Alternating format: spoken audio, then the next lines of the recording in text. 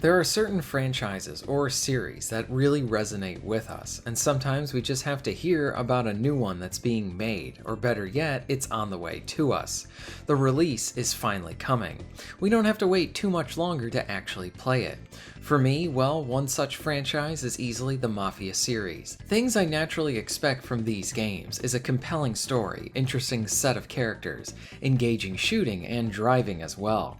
I do not go into these games expecting a massive open world, with so many tasks to do, but rather an open space that is focused on telling its story.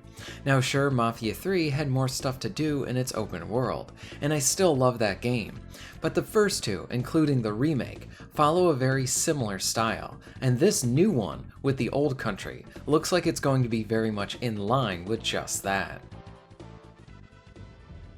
At first glimpse of the gameplay, it looks like we're getting that focus on the narrative and then linear structure that the first two games did a lot and did very well. At the same time too, I think there's going to be this element from the third game that's going to be weaved into this title as well. It would seem that the combat might allude to having that choice where the player can either tackle it from a sneaky or more open direct combat perspective.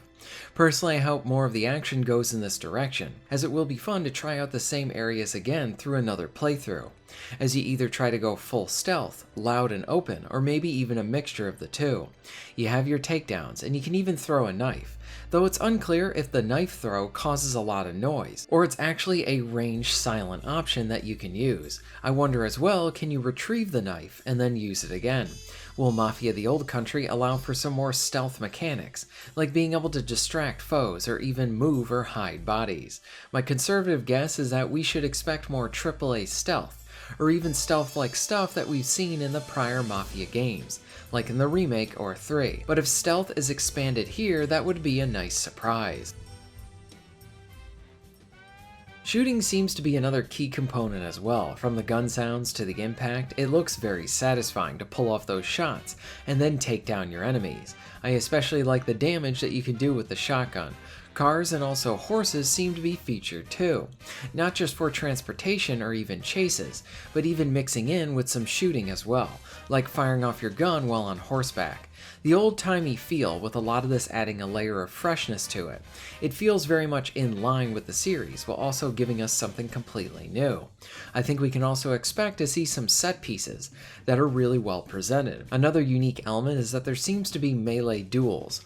I wonder if this is going to be either you engage with an enemy at will, or it's more of a scripted fight where you have an intimate knife fight that will essentially be a boss-like character battle. As far as a gameplay trailer is concerned, this is a really good showing. The marketing for this game has very much been on point with this Mafia title, showing the players what we need to see, and everything it has something to show is actually something really good.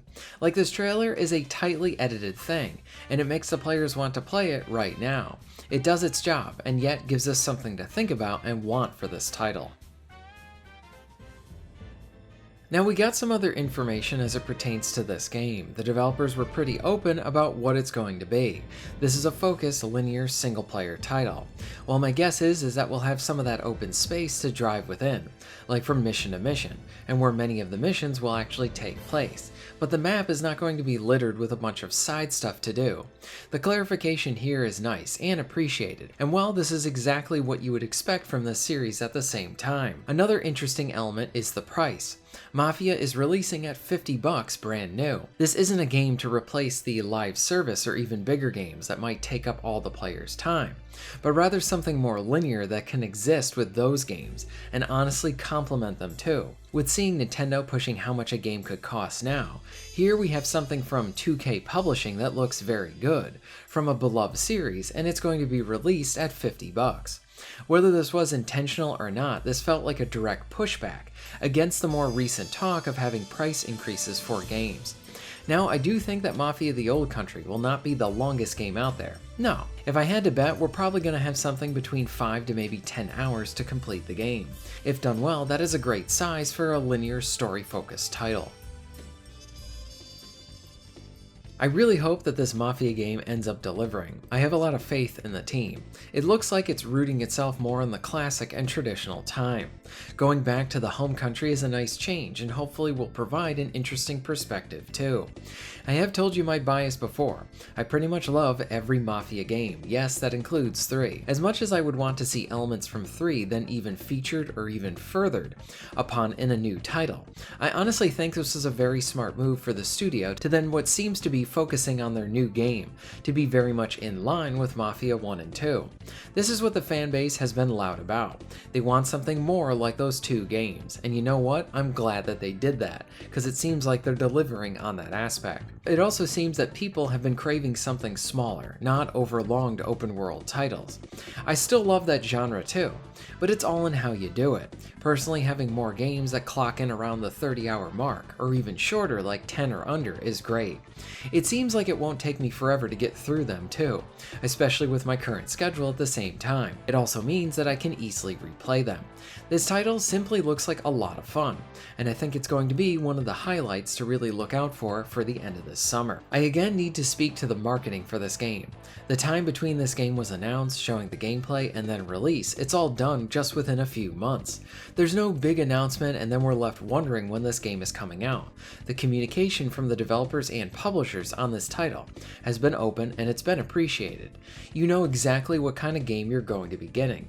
It's not like this Mafia game is then trying to be Red Dead Redemption Mafia Edition. It's focusing on trying to be in line with its own series.